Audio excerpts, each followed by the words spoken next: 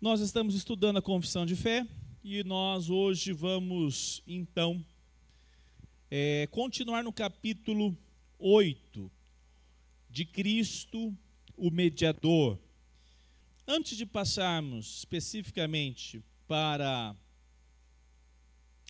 o parágrafo 2, que nós vamos trabalhar, domingo passado trabalhamos o parágrafo 1, primeiro parágrafo, e hoje nós vamos seguir do 2 em diante. Domingo passado, até foi uma pergunta do nosso irmão Felipe, ele mencionou a respeito, nós estávamos falando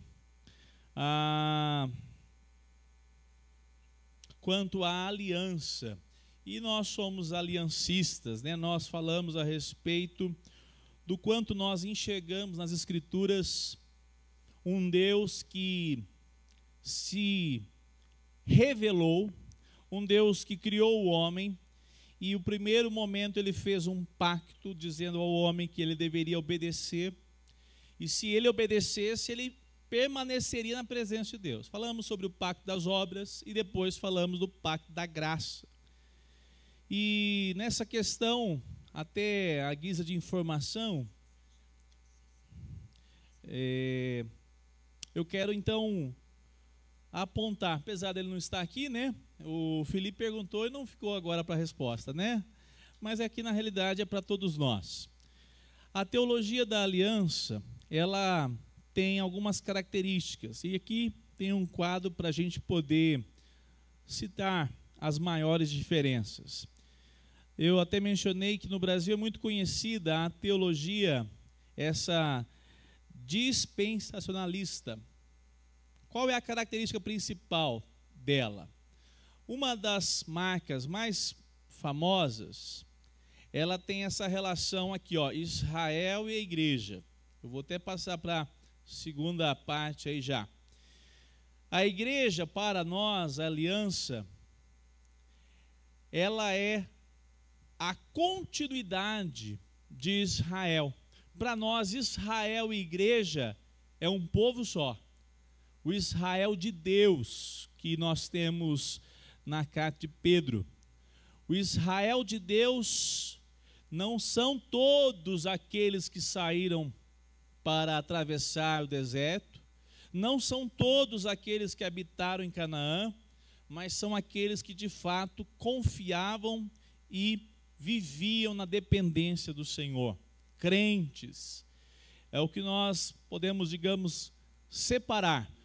Uma coisa é a nação de Israel, nação, como povo e território. Outra coisa é o povo de Deus, chamado por Deus, eleito por Deus, dentro da nação de Israel. É só para você entender a igreja, Nós temos a palavra, a igreja visível. É uma relação onde a igreja está dentro da igreja. Porque nós falamos assim, de maneira bem simples. A igreja participou do café da manhã. Louvado seja Deus por isso. Agora, todos que vêm aqui têm nome de igreja. Povo de Deus. Mas quem sabe quem são de fato? Só Deus. É assim que nós, então, observamos que a nação de Israel, ela é, para o Senhor, um povo chamado, não por questão sanguínea, não porque eles eram descendentes de Abraão, não porque tinha uma familiaridade consanguínea, mas porque o Senhor, aqueles que o Senhor mesmo elegeu, chamou um por um, família por família, para pertencer a essa nação, mas não somente a nação, a um povo dentro da nação de Israel. Por isso que o apóstolo Paulo vai dizer que essa relação de ser judeu não é pela natureza consanguínea da carne, mas sim pela fé, que creram. Então, olha só que interessante. Vou começar novamente aqui. Relação entre as alianças, unidade entre o povo de Deus nos pactos. Nós cremos nessa ação de Deus, numa revelação que nós sempre falamos aqui. Como que é a revelação que vai acontecendo? Como que é lá o nome? progressiva, isso mesmo. Quando Deus chamou Noé, não, vamos começar bem. Quando Deus chamou o primeiro casal, Ele revelou Cristo ao primeiro casal? Sim ou não? Sim ou não? Sim, Ele disse: saibam que da semente da mulher sairá aquele que esmagará a cabeça da serpente. Tanto é que Eva dá o nome aos filhos, aguardando ser um deles, uma expectativa de ser ele, o grande Messias, que iria trazer a derrota à serpente. E era tão recente isso na mente dela, né? Porque ela foi enganada, Adão foi enganado, os dois foram enganados. Quem sabe então é um dos nossos filhos que vai vencer a serpente. E é claro que o Senhor tinha um projeto muito mais longo. O contexto apresenta uma revelação pequena. Quando você vai para Noé, você vê Deus se agradando de Noé, e Deus dizendo: eu vou destruir esse mundo. Ele destrói. Noé prega 100 anos, dizendo que Deus iria destruir, e Deus destruiu. E você percebe um Deus santo, um Deus que não tem nenhuma, podemos usar a palavra, aceitação da iniquidade. Pelo contrário, Ele faz juízo, Ele faz justiça. E o mundo foi, naquele momento em Noé, salvo por meio de uma família. Você vê uma relação cada vez mais sendo revelada, esse Deus se revelando. E quando você depois tem o próprio Abraão, Deus faz de Abraão e a sua família uma família que agora vai ser chamada de povo de Deus. Os seus descendentes, Deus promete a Abraão, os seus descendentes, por 400 anos ainda vocês vão ficar sem essa condição. Aí depois vai acontecer, os seus descendentes serão a nação separada. Percebe que então há uma relação progressiva e de modo muito focada na revelação de quem? Na pessoa bendita de Jesus Cristo. Tudo isso, passando desde Adão, Eva, a Noé, Abraão, Moisés, Davi. Quem é o perfeito Salvador? Quem é aquele que tem uma mensagem de proclamação de salvação? É Noé ou é Cristo? Quem é aquele que tem a condição de apresentar a lei? E não somente apresenta a lei, mas ele é mediador entre Deus e os homens. Quem é? Cristo. Ele também, ele é rei. Ele não é um rei que se assenta no trono feito por mãos humanas. Ele é o perfeito rei de Israel. Quem é ele? Perceba que nós não estamos falando a respeito de Abraão, Moisés, Davi, mas sim da pessoa de Cristo. Tudo isso então apontando, a aliança vai cada vez sendo fortalecida, e é uma progressão apontando a pessoa de Cristo. Uma diferença da teologia dispensacionalista é que ela faz, como o nome já diz, essas dispensações. E tem algumas dificuldades, né? Como, por exemplo, a respeito da lei, os dispensacionalistas voltados para apresentar uma salvação por meio da lei, quase cometem uma heresia, dizendo que quem cumprisse a lei seria salvo. Qual daqueles homens no Antigo Testamento pôde cumprir a lei para ser salvo? Nenhum. É uma heresia ser salvo por cumprimento da lei. O único que cumpriu a lei é o que nós vamos apresentar hoje, a pessoa do mediador, Cristo Jesus. Então essa relação, ela faz essa separação. A igreja, nós entendemos então, Israel, a igreja é uma só. A hermenêutica, a interpretação da Bíblia, isso aqui é interessante. A interpretação nossa, como reformados, nós utilizamos o contexto histórico, quem lembra?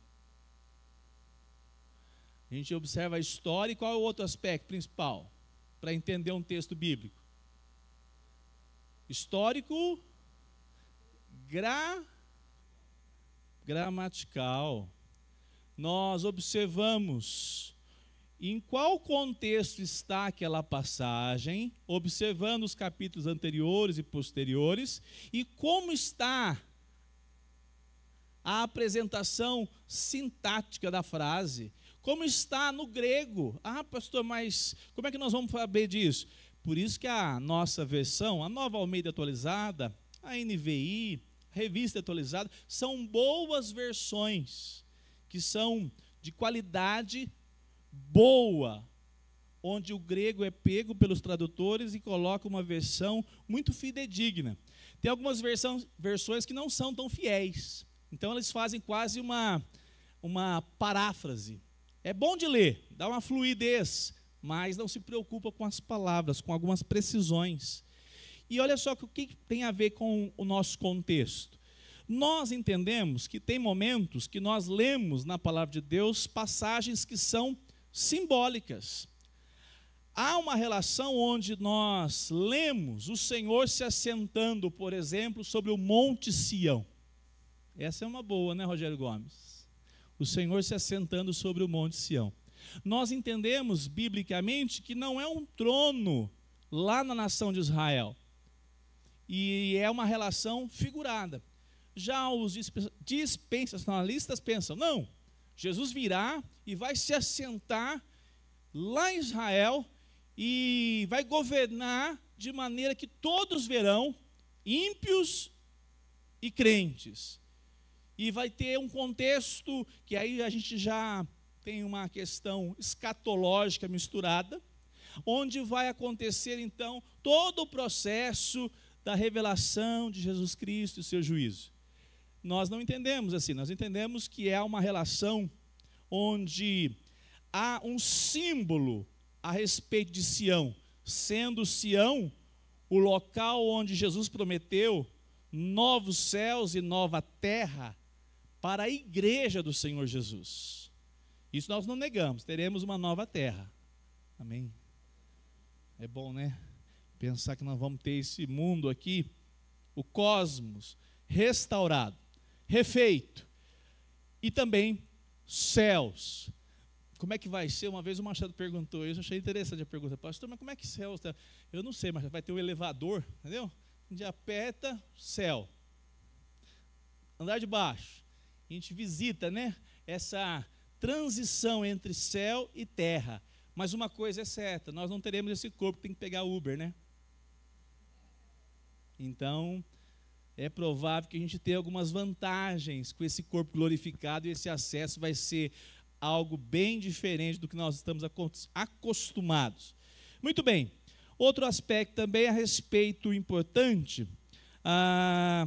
fim dos tempos. Na teologia da aliança, o papel da igreja, ela tem um cumprimento profético. A igreja, quando nós falamos a respeito de sermos ajuntados de todos os lugares, há sempre uma relação com a igreja, um cumprimento com a igreja. Os da dispensação, esses dispensacionalistas pensam assim, não, está vendo? O Senhor vai juntar Israel de todos os cantos. Eu até penso que é complicado isso, porque então só um grupo vai ser juntado, só o final. Os que morrem antes não foram ajuntados. É uma questão interessante de pensar. Tudo isso, meus irmãos, é só para fazer podemos fazer assim um parêntese a respeito da teologia da aliança, e a mais conhecida aí no meio evangélico, os dispensacionalistas. Ok? Dúvidas? Vamos caminhar? Então vamos. Vamos lá. Hoje, então, nosso tema, Cristo, a pessoa do mediador. A confissão apresenta Cristo como o único mediador entre Deus e os homens. Abra aí a sua Bíblia em 1 Timóteo 2, 5.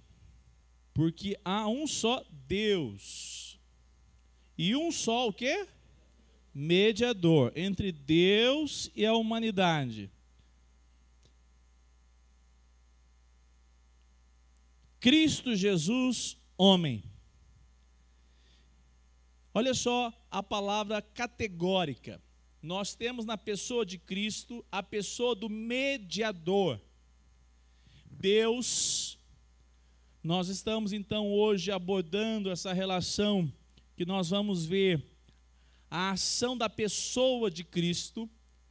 Deus Pai, um Deus santo, que elaborou um plano para que o homem, o ser humano, pudesse ser restabelecido novamente na presença dele. Como é que era a pessoa de Adão? Quem era a pessoa responsável por Eva para apresentar Deus a Eva? Quem era? Adão. Mas com a queda, o que aconteceu? O homem foi retirado, expulso da presença de Deus. E se buscou outros mediadores. Noé foi uma imagem de um mediador? Sim. Abraão? Sim. Todos esses homens que tinham uma relação de pregação, de sacerdócio, eles apontavam para a pessoa bendita de Jesus Cristo, o Filho, que foi anunciado como de fato o segundo Adão para ser o quê? O nosso mediador. Então a palavra do Senhor deixa bem claro que porque há um só Deus e um só mediador entre Deus e a humanidade, Cristo Jesus, homem. Muito bem. Ele é o centro da história da redenção e o fundamento da nossa salvação. Eu disse semana passada, toda seita, inclusive as evangélicas, é Cristo e o que mais? Qualquer coisa a mais alguma coisa. É Cristo e as obras. Para ser o quê? Salvo. É Cristo e os dízimos. Para ser salvo. Heresias que são apresentadas à igreja dia após dia. Nós não estamos nem falando fora da relação evangélica. Nós temos hoje a igreja evangélica por si só fazendo já o papel de herética, né? Nós nem chegamos a tocar nas doutrinas das teologias pagãs aí fora, só tentando colocar um contexto cristão, você já percebe tantos problemas.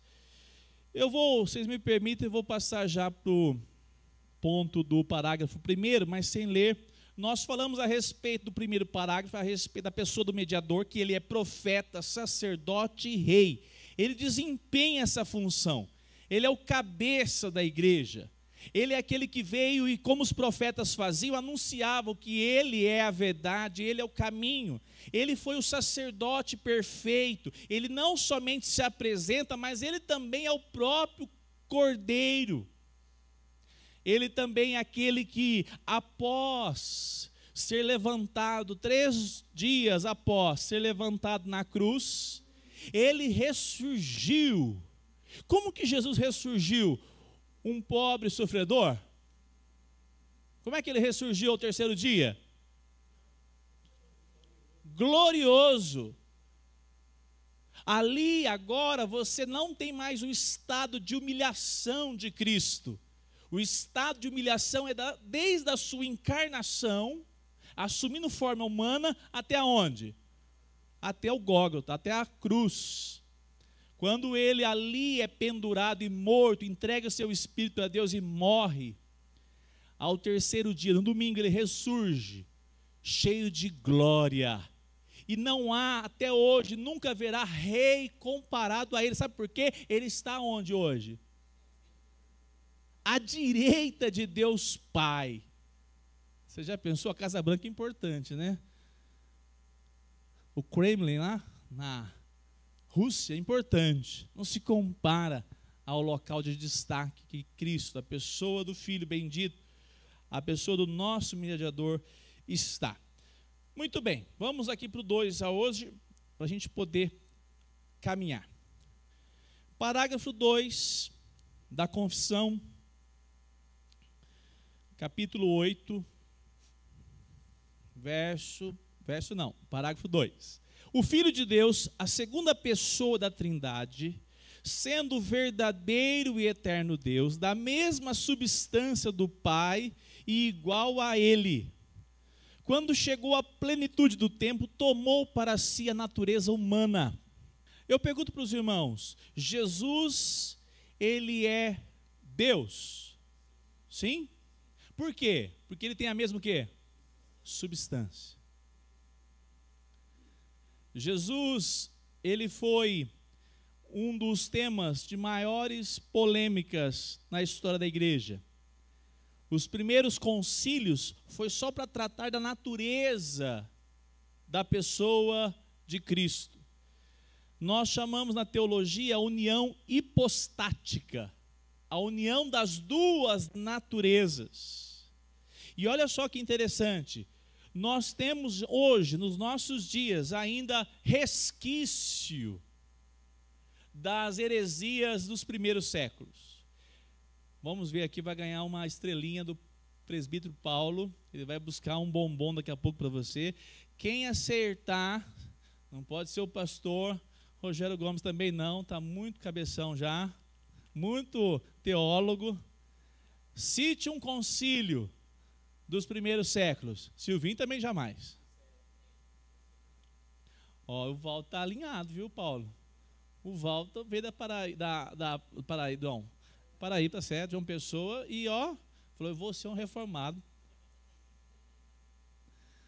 Exatamente, esses primeiros concílios, ontem nós estivemos num concílio, o nosso presbitério se reuniu, a nossa reunião extraordinária aconteceu, e ontem nós estivemos lá, Rogério Góes foi o representante, e tivemos uma reunião muito rápida, começou às 7, terminou meio-dia e almoçamos. Mas para tratar a respeito da igreja, pastor Hugo, como capelão do nosso presbitério, estava lá.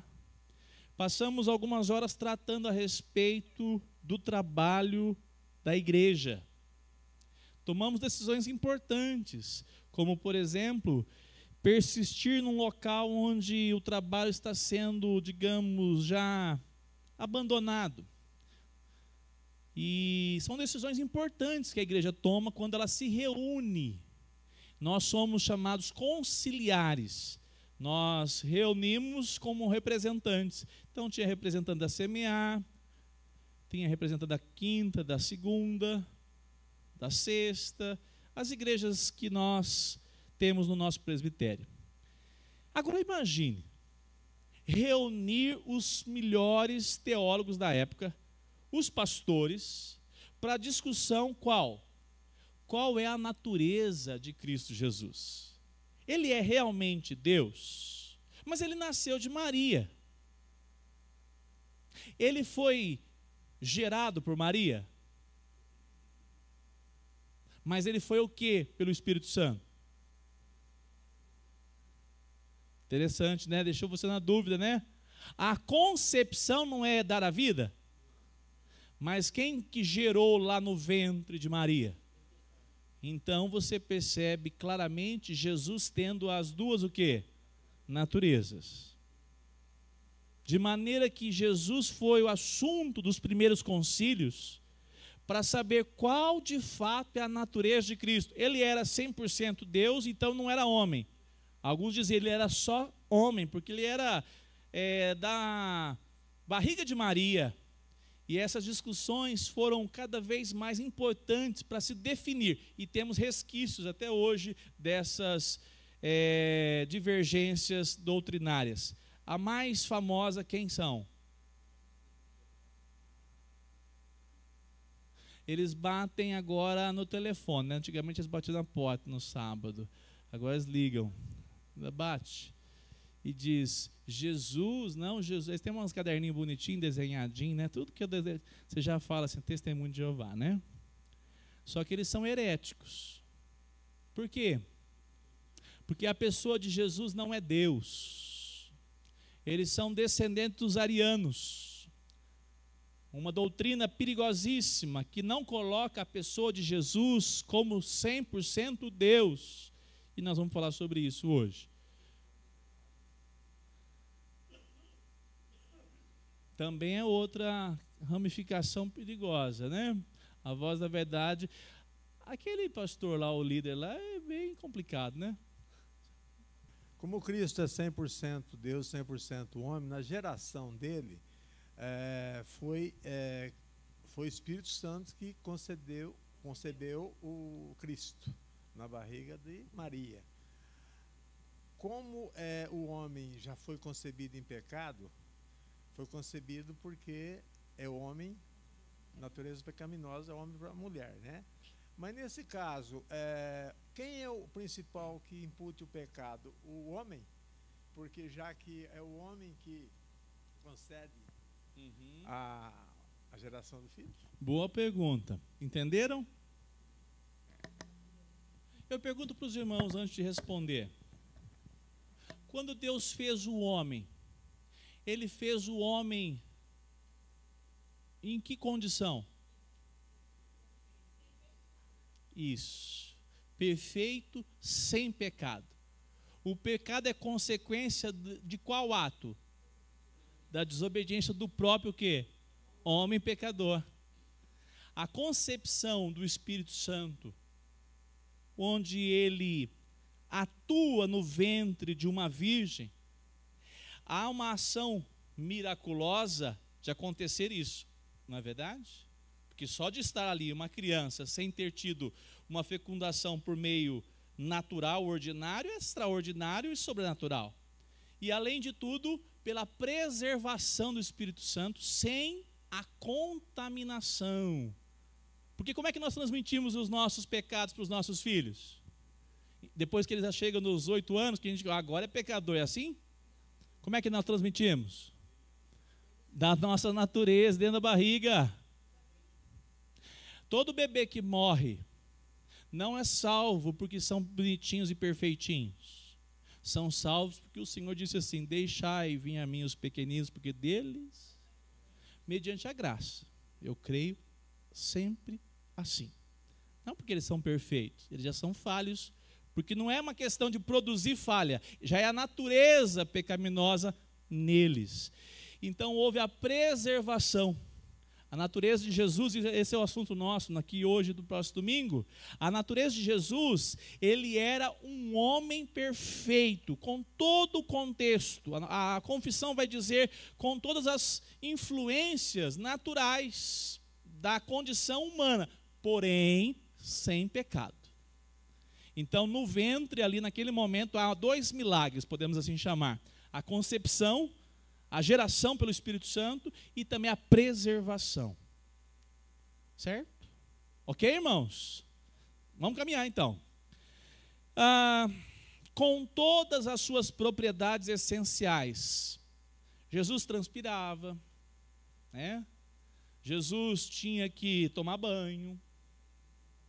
Era uma relação de um homem perfeito como homem também. Perfeito porque não tinha pecado, mas também toda a sua condição como homem, ser humano.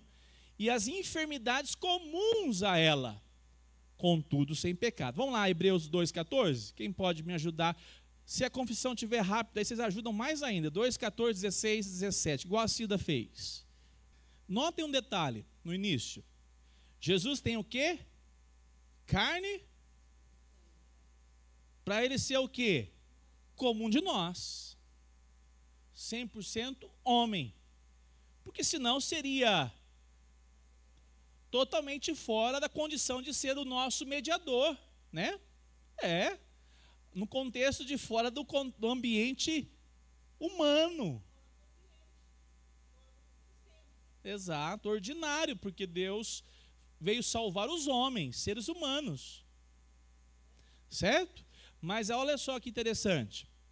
Sendo concebido pelo poder do Espírito Santo, no ventre da Virgem Maria e da substância dela.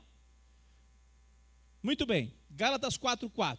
Por que ele tinha que ser nascido sob a lei? como é que ele estabelece uma lei que ele não vai cumpri-la? Não é isso? Para dizer que nós não éramos para ser como... Vocês viram aqui, agora me confundi, quem que foi que falou? Acho que foi o Miguel. Descobri que o pecado, né? O jeitinho dele, o pecado é o pecado. O pecado é uma tragédia. Ele foi polido, mas o pastor dele não é muito assim, não. O pecado é uma desgraça. Falta da graça. O pior vilão não é o Satanás. O pior vilão é quem eu e você nos tornamos por meio de Adão. Nós não precisamos do diabo para arruinar a nossa vida. Exato, nós precisamos de um Salvador. Nós precisamos de um Salvador para nos livrar de nós mesmos. E essa é uma relação importante, porque nos nossos dias, até a teologia evangélica encontrou um amuleto. Um amuleto não, uma escora. Qual que é o nome da escora? Bengala, né? Muleta. Qual é a muleta da igreja evangélica? Quem é o culpado? O diabo, gente. Tudo é o diabo. Coitado do diabo, O bicho é o cão, mas nós não negamos que nós fomos arruinados por causa do pecado. O pecado é tão terrível que você está lá vivendo na presença de Deus, preocupado em servir ao Senhor, e Ele visita a sua mente, você tropecei, pequei contra o Senhor, e ninguém te viu pecando, mas você sabe que você pecou, e você fala, mas que tristeza, que coisa terrível. Mais algum enfeite para fazer aqui na frente?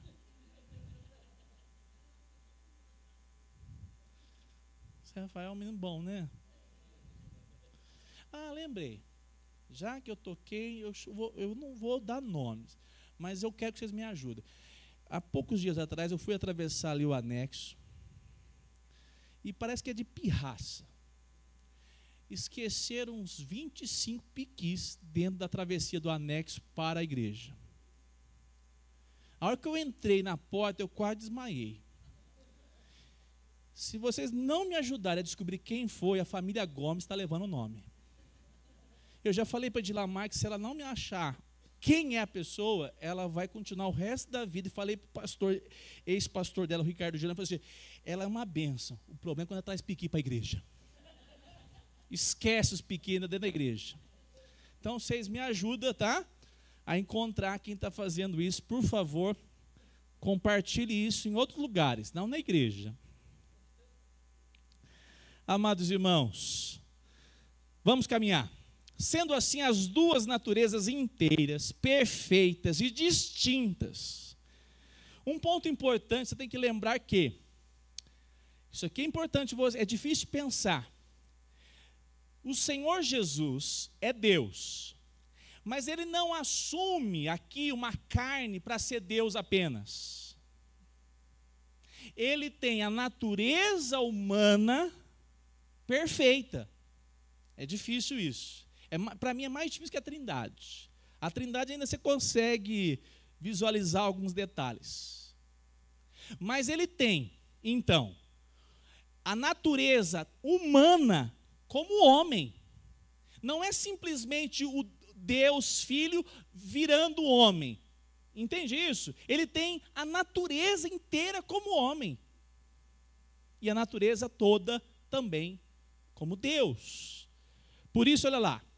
Inseparavelmente unidas em uma só pessoa. Para nós não errarmos, é sempre importante isso. Ele tem as duas naturezas em uma só pessoa. Sem conversão, é o que eu estou dizendo aqui. Se ele falasse, não, vou fazer uma conversão, então agora eu sou Deus, vou ser humano. Se ele fosse só isso, é uma conversão, vai mudar a condição dele.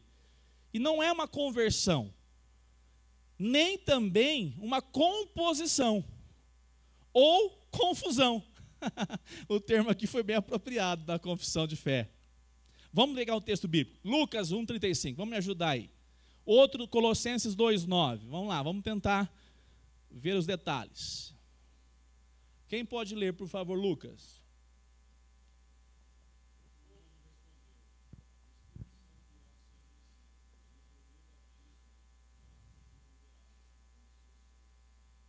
Isso. Anunciando que seria uma obra toda da ação de Deus, do próprio Deus, por meio do Espírito. Nós vamos ver alguns detalhes a mais. Colossenses 2:9.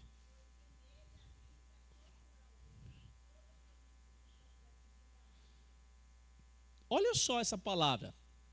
Porque nele habita, agora olha o ponto, corporalmente, dá um bug da Camila. Você fala, ele era homem, 100% homem. E sobre ele estava, como diz o texto bíblico, toda a divindade. Isso é extraordinário. Assim, irmãos, quando a gente pode, às vezes, ter dificuldades, uma coisa nós não podemos deixar jamais de ficarmos assombrados, admirados, esbabacados. Que plano maravilhoso para resgatar a igreja, o Israel de Deus. Que plano maravilhoso para alcançar a sua vida e trazer sobre você o perfeito mediador. A palavra do Senhor diz assim que nós não temos qualquer sumo sacerdote, nós temos aquele que pode se compadecer. Por quê? Porque ele é 100% homem. Ele sabe as demandas que passa na vida de um ser humano. Em todas as áreas. Não teve área alguma que Jesus não experimentou a confrontação, que como foi dito também já aqui, que é a tentação para que ele pecasse, e ele resistiu. Fala, Dene, meu irmão.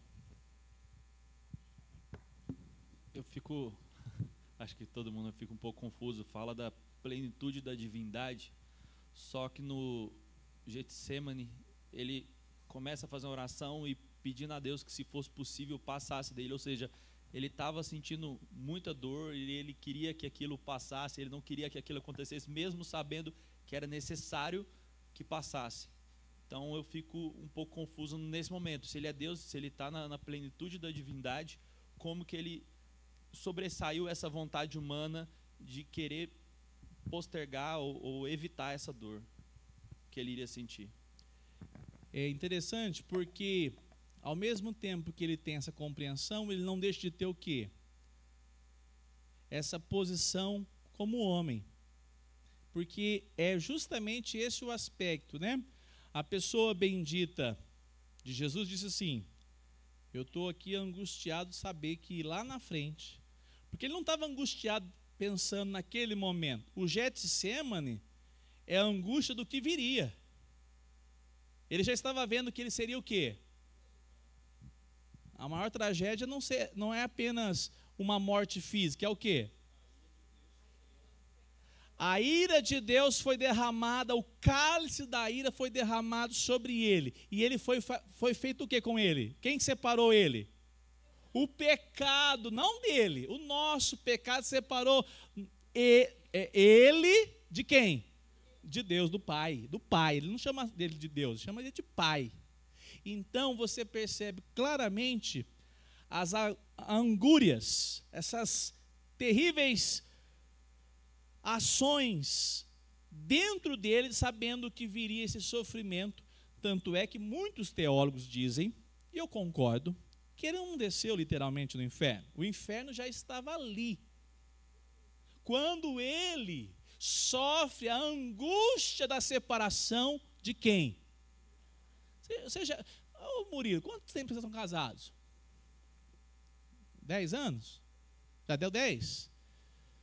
Porque em casa a gente fica muito tempo tudo junto, não é?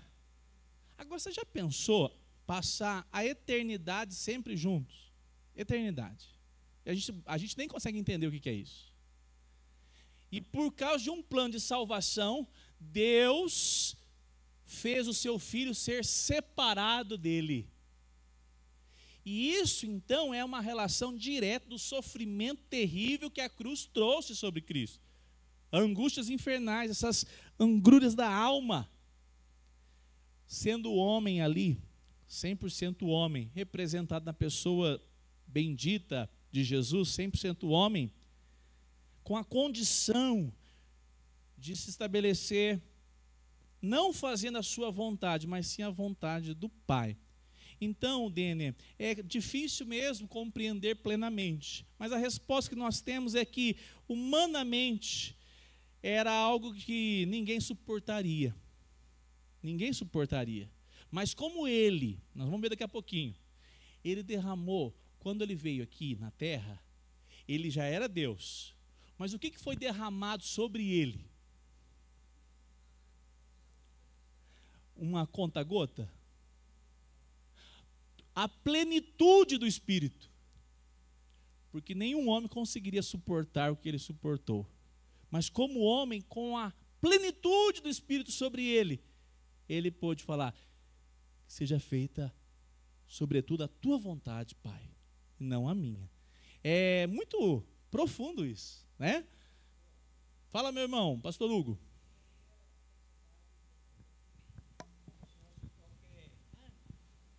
Quando citou a Hebreus 4:14, falando a respeito que Jesus se compadece de nós, eu uso muito, algumas vezes, esse texto para trazer conforto a alguns pacientes. Já utilizei essa imagem de Jesus quando foi ao Getsemane para clamar por misericórdia, não?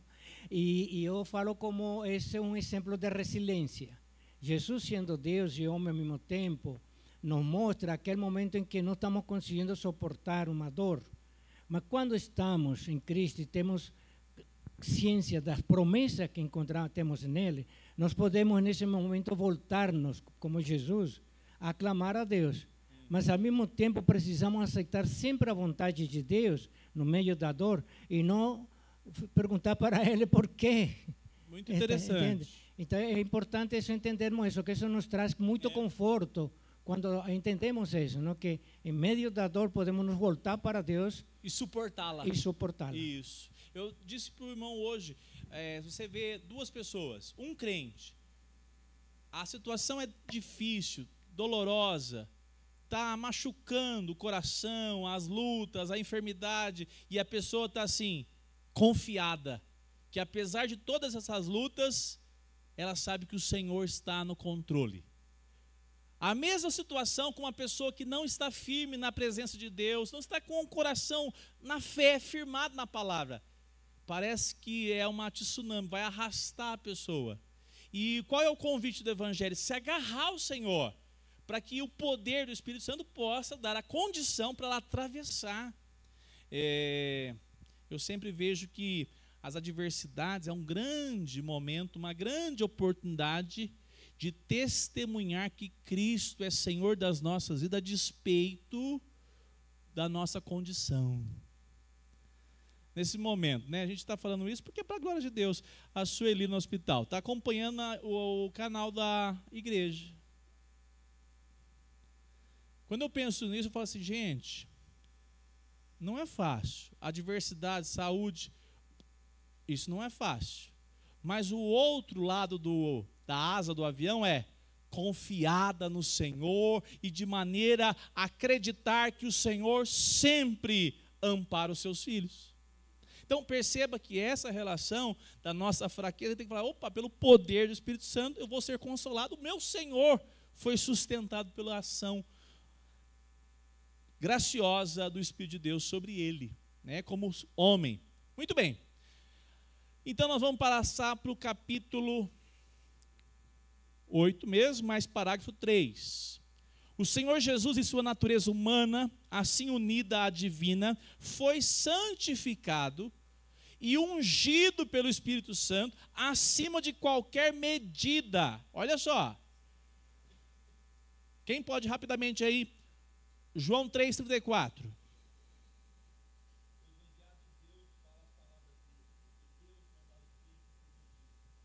Olha só, Deus não dá o Espírito por medida, por isso que você é convidado todos os dias pela palavra do Senhor a nós sermos cheios do quê? De quem? Do Espírito.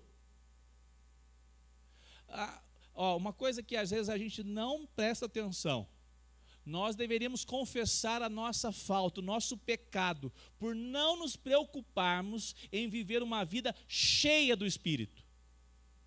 A gente vive assim a vida cristã de qualquer jeito, a vida cristã indiferente. O Senhor derramou a plenitude do Espírito sobre as nossas vidas como igreja.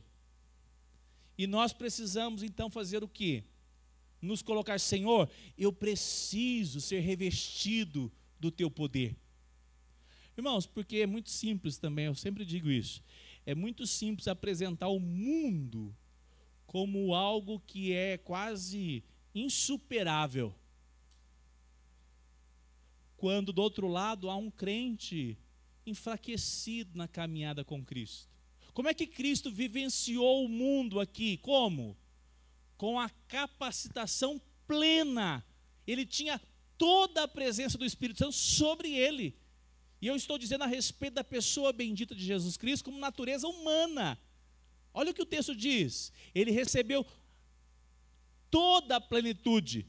A quem dá o Senhor essa ação, não de maneira parcial, mas derrama toda a plenitude do Espírito Santo. Colossenses 1,19. Qual outro irmão pode ler aí para nós?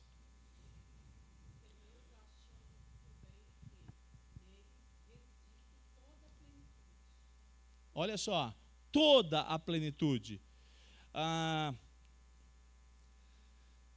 Perceba que então essa é uma relação do nosso mediador, como perfeito que é, sendo ele capacitado pela presença poderosa do Espírito Santo.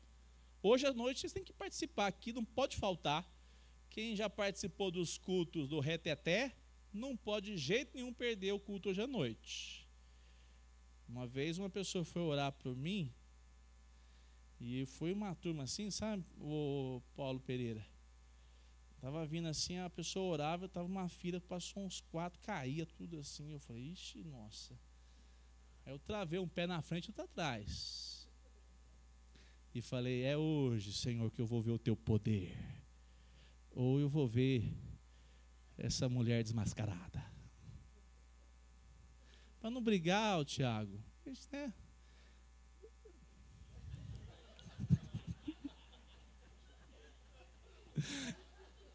Ô, Tiago, só porque a gente pega no seu pé, você quer fazer graça, né? Eu falei assim, tem essa, pastora. Meu pescoço foi lá na cervical. E eu não caí, não. E o que aconteceu? Naquele dia eu falei assim, tem alguma coisa estranha nesse tipo de ambiente, né? Fala, dona Sirlene. Fui convidada com a vizinha, eu fui. Chegou lá, o pastor de fora banava o paletó dele assim, soprava, mas ia caindo igual um moita de madrugada. Assim. Aí a minha vizinha, vai lá, Silene, vamos pelo orar. Eu fui, menino. Ele pegava meu pescoço e ia, e eu virava igual um bambu verde. É mesmo? Vocês conhecem, né? Vocês conhecem. Esse negócio eu falo para vocês, eu tenho para mim que eu podia ganhar um dinheiro com aqueles lenços, sabe? Esse negócio do paletó também conheço. Vamos falar baixo, dona Sirlene. Que pataquada. Tá vendo? Nós não precisamos sair, olha que absurdo, da igreja evangélica no Brasil para falar de aberrações. Eu vou dizer, tem muita mesa branca kardecista que eu nunca frequentei, só ouvi falar, que é menos espalhafatosa que algumas reuniões de crente. É lógico. É só usar um pouquinho da razão. Então, à noite, você não pode perder o culto. Não vamos falar sobre os dons e o que de fato é ser cheio do Espírito Santo. Olha o que Jesus fazia. 100% da plenitude do Espírito vencia todas as tentações que se levantavam. Ele é um modelo, ele é o nosso perfeito mediador, para que a gente possa dizer de vez em quando, Senhor, na verdade, eu estou sendo omisso, negligente, estou vivendo uma fé cristã fraca, enfraquecida, e me falta tempo diante da tua palavra e com os meus joelhos dobrados no meu quarto. Não é assim que nós temos que confessar? O modelo de Jesus não foi, Jesus viveu aqui, como ele era Deus, ele não precisou lutar com nada. Ele era Deus. Não, ele era Deus e 100% homem, e ele tinha a plenitude do Espírito Santo e acordava mais cedo para fazer o quê? Comunhão com o Pai. Será que ele não é o modelo perfeito da nossa condição como discípulos? Olha só. Então isso serve para que eu avalie o meu coração, diga, ontem na devocional, lá no presbitério, por sinal, uma bênção. O pastor disse assim, será que nós não estamos acostumados demais com a teologia e pouco com a contemplação na presença do Senhor em silêncio e secreto? Será que nós não acostumamos vir à igreja, Débora? Será que nós não acostumamos a estar aqui, acostumados, mas o domingo, por exemplo, ele é cheio de outras coisas. E, de repente, já é hora do culto. Aí você não vai chegar aqui à noite e falar assim, nossa, mas Deus é tão maravilhoso. Na hora do primeiro versículo já foi maravilhoso. O cântico, o culto. Aquela pessoa volta assim, mas o que aconteceu? Porque o coração não foi preparado, não foi aplanado, não foi preparado o terreno para dizer, Senhor, eu preciso da tua visitação. Vai começar uma nova semana. Não dá para ir no automático, não dá para botar uma marcha automática e seguir embora. Aí, meus irmãos, nós vamos ser realmente vencidos pelas lutas e tentações, e o mundo e até o diabo dá risada do crente que não se coloca na presença do Senhor com dedicação, né? Muito bem, caminhando aqui. E quem aprove o Pai habitasse toda a plenitude. Cortou uma palavrinha aqui minha, né? Sendo santo, inocente, imaculado, cheio de graça e verdade, estivesse perfeitamente preparado para exercer o ofício de mediador e fiador. Não só o mediador, ele é aquele que vai fazer a mediação, vai estar entre Deus e nós, e também apresentar o valor, a condição para nos remir. Atos 10, 38, Hebreus, esse aí foi Hebreus?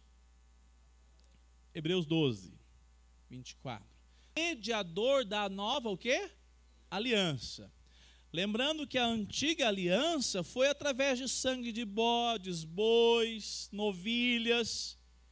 Os pecados foram perdoados por meio desse sangue derramado lá atrás? Exatamente, foi coberto. Não foi o quê? Removido. Até que veio a pessoa bendita de Cristo. Nunca o sangue de animal. Porque você pode, a pessoa falar assim, mas o seu culto lá, vocês acreditam que o sangue perdoa dos animais? Não, você não está entendendo não. Havia uma tipologia. Tudo apontava para a pessoa bendita de Jesus Cristo, que um dia se entregaria na cruz. E o seu sangue, esse é o sangue que ele remove todos os pecados de todos aqueles que assim ele mesmo chamou. Amém? Muito bem. Então, vamos aqui para a parte que eu quero trazer mais resumido. Este ofício ele não tomou para si, mas para ele foi chamado por seu pai. Foi o pai que colocou ele nessa condição. Hebreus 5,4, que rapidamente, a gente caminhar para o final. E ninguém toma esta honra para si mesmo, a não ser quando chamado por Deus, como aconteceu com Arão. Assim também Cristo não glorificou a si mesmo para se tornar sumo sacerdote. Mas quem o glorificou foi aquele que lhe disse, você é o meu filho, hoje eu gerei você. O pai estabeleceu esse plano para colocar, você será o representante. Não tem nenhum outro plano, somente este, a pessoa bendita do Senhor Jesus. Então, a unção do Espírito no parágrafo 3, e a ação de Jesus ser esse mediador, o ofício de mediador. Cristo foi plenamente santificado e ungido pelo Espírito Santo, capacitado a realizar essa obra da salvação. Recebeu a autoridade do Pai para julgar e reinar. João, nós lá já lemos, né? Mateus 28, 18, nós lemos. Toda autoridade, é esse texto. Vamos ver. Jesus, aproximando-se, falou-lhes dizendo, qual que é a condição que ele tem para enviar a igreja? Toda a autoridade. Por quê? Ele já tinha passado por onde nesse momento aí? Pela cruz. Ele já tinha passado por todo o estágio de humilhação. Lá em Colossenses diz que ele como Deus não importou ser como igual ao quê? A Deus, assumindo o quê? Forma uma natureza humana, se esvaziando ao estágio de humilhação. Ele nasce entre os homens, vive de maneira humilde, perfeita, mas humilde, cumprindo a lei. E até que a cruz é o momento final da sua humilhação. Mas após vencer a cruz, vencer a morte, olha só, agora ele ressurge ao terceiro dia, aparece aos seus discípulos e diz, toda a autoridade me foi dada. Quem que deu? O Pai. Tanto na terra como nos céus. E por isso ele enviou a igreja a sermos discípulos e testemunhas dele. Se você entender a vida cristã como discípulo de Jesus Cristo, você tem um modelo a percorrer. Se você entender que é uma religião, você vai perder tempo demais na sua vida. Discípulo de Jesus, tudo que eu faço tem que ser para a glória de Jesus. Religião, só faço quando sou obrigado. Só faço quando não tem outra maneira de escapar, cumpro meus rituais. Perceba essa relação direta, né?